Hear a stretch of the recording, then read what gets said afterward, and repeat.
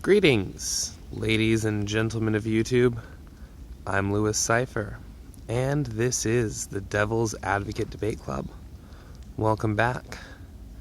Today, I'd like to talk a little bit about nationalism, its definition, its history, and why you're probably, by at least one definition or another, a nationalist. But don't panic, that doesn't mean you're a racist. See, I've been having a fine conversation with a Swiss gentleman on Twitter who's kind of been my replacement for our old friend Lefty Philosophy, my mirror, if you will, someone who doesn't agree with a lot of my opinions, but can have long conversations on important subjects anyway. And we do certainly agree on plenty of things. One of the big disagreements we have, though, that's similar to me and Lefty's, is whether or not definitions of complex subjects should be concrete or fluid. And I mean, all definitions are somewhat fluid in that they change and evolve over time, for great periods of time, but generally speaking, there's a solid definition that can be used socially at any given moment. Generally speaking, the dictionary definition. So, while I know that it can be put differently in many different languages, and that nationalism especially has a little bit more of a fluid global definition due to it being just defined and specified differently in many different languages, I'm going to go with the one I'm most familiar with and which I think is probably most used worldwide, the English definition. Call me colonial if you will. So the main English dictionary definition has two simple definitions. As a lot of you may know, most words have more than one use, and nationalism is one of them. The first definition, put simply, is to put your nation above all others, or above all else, especially to the expense or detriment of others. And that second half of the definition is a editorial which has been added after years of people looking back through history and deciding that nationalism was evil or dangerous because of the consequences that it led to. This is the camp that the Swiss gentleman I've been talking to is in. He seems to believe that nationalism will lead to violent consequences if adopted, and that's why the definition has been changed. However, well, we'll get back into that definition in a minute, but I just don't think that it's a bad thing, and I think that almost everyone attributes to it. The second one is even more all-encompassing, however, which is a nationalist is someone with a belief in their nation's sovereignty. Now, this means that you believe that your nation has a right to exist as a nation alongside other nations rather than being governed over by a foreign power or as part of a just global collective that emerges and takes over, I suppose. This means that unless you are a hardcore globalists and believe that all borders need to be destroyed, that all nations need to merge immediately, and that whatever cultural bumps we have along the way we can deal with. Personally, I think this would lead to widespread warfare, but that's just me.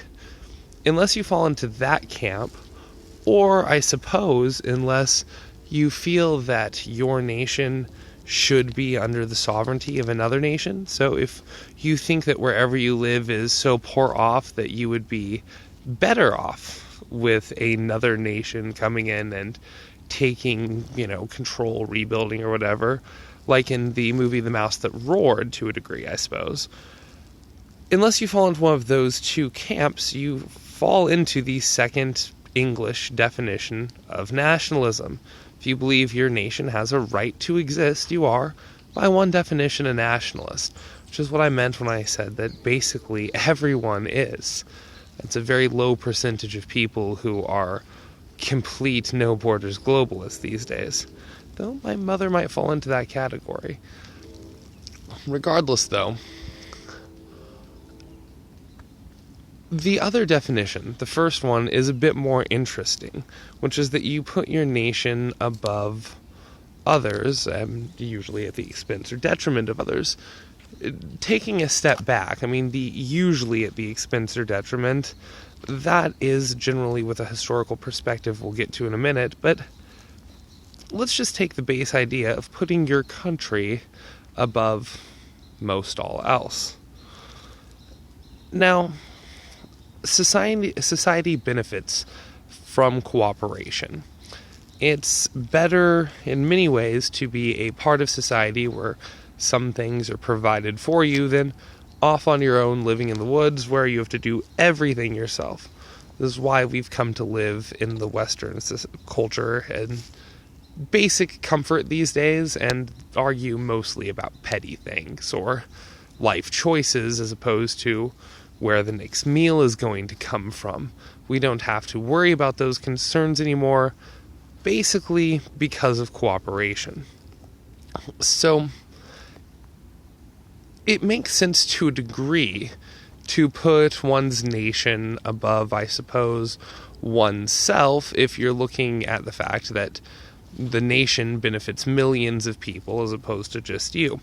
Though I just did a video about how you should put yourself above all else because you are the foundation of any good you can do. That's the catchphrase I put in it, I think. But nationalism is kind of similar to this if we're not looking at it as detrimental to other countries. If you, say, live in a country like America, Russia, or China with a wide global influence, your country is capable of doing a lot of good or bad in other places. Now, you need to have a solid foundation for this, which, would mean a solid social infrastructure of your own, a good economy, and probably a good military if we're talking about going out and intervening. Even if it's just cultural or social intervention, we'll probably need a military to defend ourselves from people who don't like us getting into their business. But this brings us to the question of, should we? Recently with Syria, the same people who argued for years and years that we shouldn't get involved in Syria in the first place are now saying that pulling out is abandoning our allies or abandoning the Kurds and that we need to step in and do something. The Middle East, if you look at historically, as Carl Benjamin said on his channel, I'm kind of paraphrasing him here, but I felt like he put it quite well, has basically always been at war since the beginning of written history, and there are only a couple of options here for America. We can step out, leave them to their own business, keep trading as we will with them, or maybe making trade sanctions on them based on some of their human rights violations, attacking things at that angle as opposed to straight warfare. However, even if they, take our trade sanctions, stop trading with us, sell their oil to other people, and basically ignore us, they're going to start warring with each other. And, that basically puts America in an isolationist position, which is a bad place to be for a number of reasons I'll get to in a minute. The other option, of course, is the one that we took, military intervention in Syria, but military intervention in the Middle East in general. If the U.S. stepped in greater presence, we could put an end to their wars there. Now, if we're not changing anything about how they're governed or structured, or their legal systems work for the most part, then this would make us essentially an empire with, subject states that we pay for or that pay us some sort of gratitudes in oil, I suppose. But I don't know whether or not that's a good idea. However, it might be the only way to end warfare in the Middle East, which is something that people are calling for. And the same people who called for America not to go to war there are now calling for America to step in and take a greater stance in ending the wars there. So, which is it? Do we want America to be an imperialist or not? quite honestly, I'm not sure of the answer, but I've seen more arguments for imperialism than against recently. For instance, environmentally speaking, one of the only ways that we're going to take any real environmental action is if we take it in or against India and China, where most of the polluting is done. So there's an argument for America to start taking a more forceful militaristic world stance. And we certainly have the military to do so. But this is certainly, I would think, something that would come from an aggressive nationalist policy. Now, I don't think all nationalist policies are aggressive. As my Swiss friend does, he feels that they lead to aggression. I think they get muddled with other ideologies that lead to aggression. However,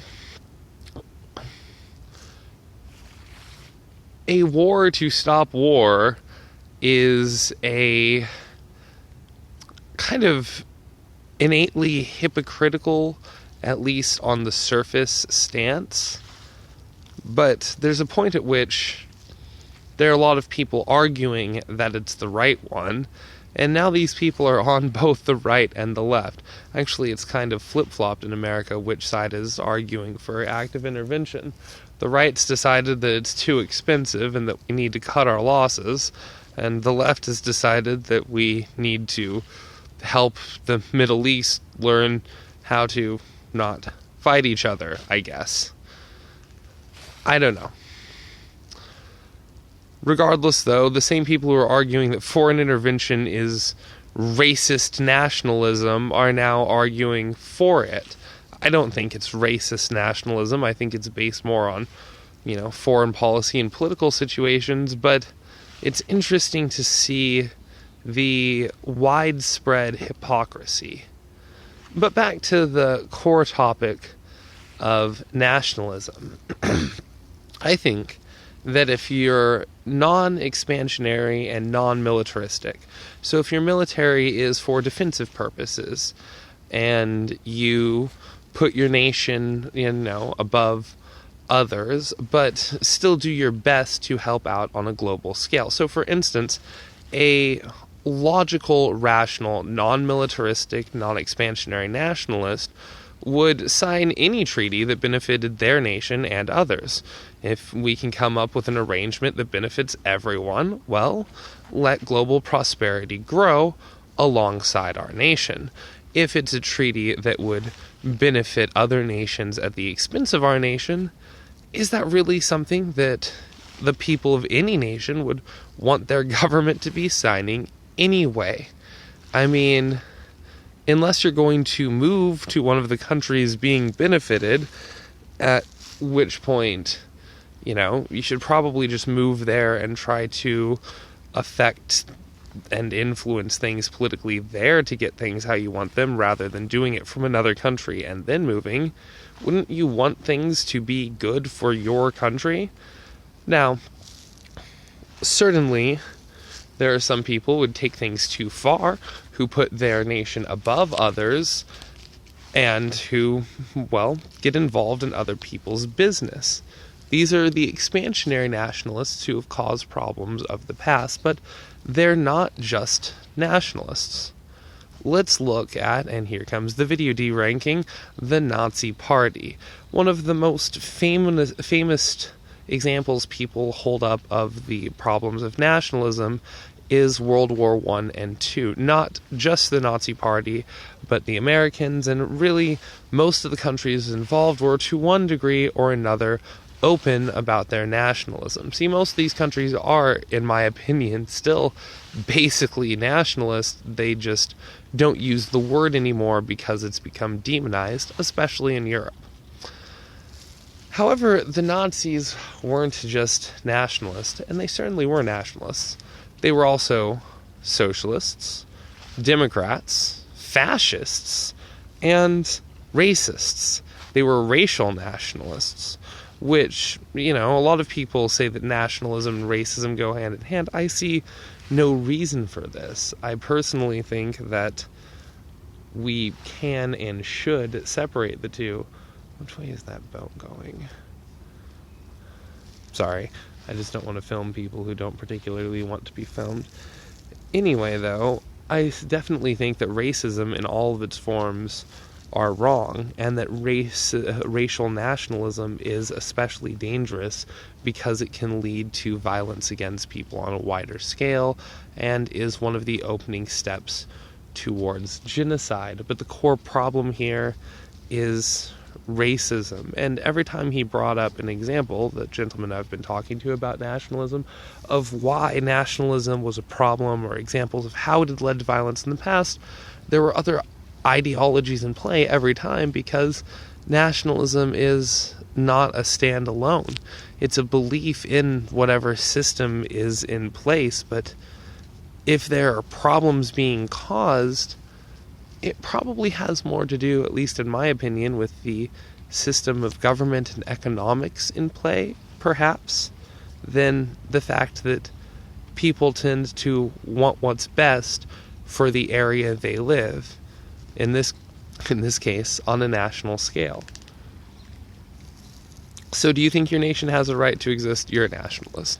Do you want what's best for your country? You're a nationalist, at least under the English standard definition.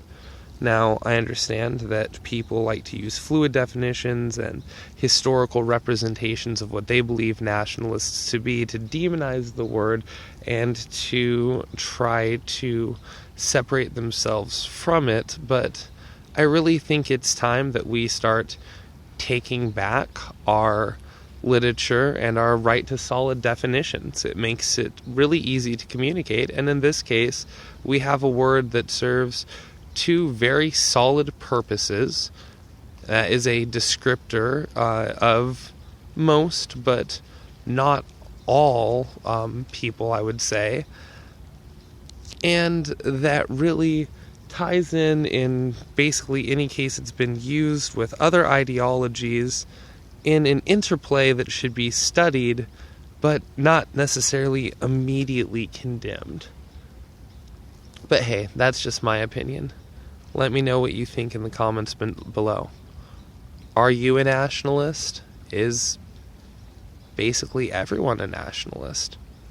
Do you think the nation where you live has a right to national sovereignty? Do you want what's best for that nation?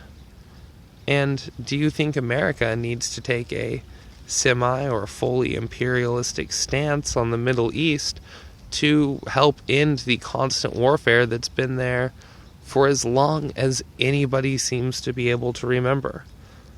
I would love it if anyone takes the time to answer these questions in the comments below, or better yet, in a response video. Because, hey, this is the Devil's Advocate Debate Club, so debate me. But, you know, like, subscribe. Hopefully you enjoyed. I might do a video touching deeper on America and imperialism. I'd actually meant to do that as a follow-up, but I think I basically covered most of what I wanted to say here, oddly enough. So, as always, I'm your host, Lewis Cipher. Thanks for watching the Devil's Advocate Debate Club.